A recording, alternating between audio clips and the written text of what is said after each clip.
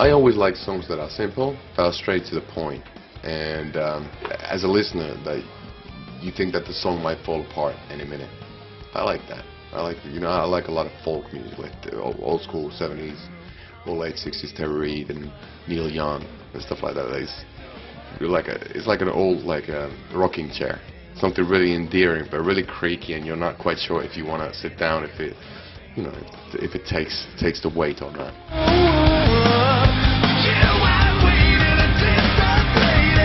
There's a lot of younger people who weren't there for Guns N' Roses and Depeche.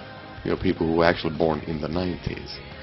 And that's crazy. It's like, they don't know Enjoy the Silence. And for me, that's blasphemy. We're kind of reintroducing the sounds of our idols we've ripped off, their weapons of mass destruction to be used by us sonically.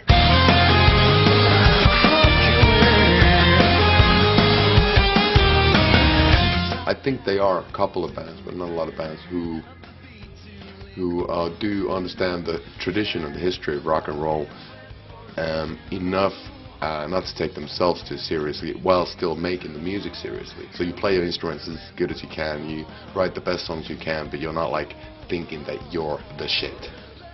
And a lot of people do that, and I don't think it takes you really far.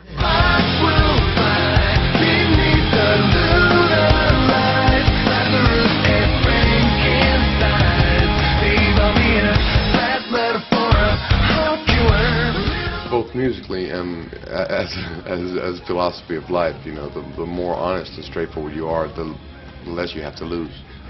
And when you're being really direct and really honest about things, whether it be a conversation or a song, nobody can really diss you. So, back to our horror conversation, you excited for the new Nightmare on Elm Street?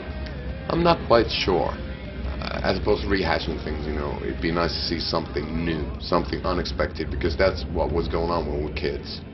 Cross those boundaries. What Clive Barker did with the first Hellraiser, it was a big deal when it came out, and it's kind of like an art house film to a certain extent. Jesus wept. Jesus wept. I know a lot about horror film, but I haven't seen it all. What I want to do now is basically I want to go back to the Roger Corman Poe films, because I haven't seen that stuff in ages. That's why it's always great to discuss, because there's always something new that sticks in the ear and a new film to look forward to. If you checked out Dario Argento, he's a kooky fella. We were trying to get in touch with Dario because he was the first horror movie director who used metal music. Remember, he used in the 80s, he used Iron Maiden and stuff like that in his movies.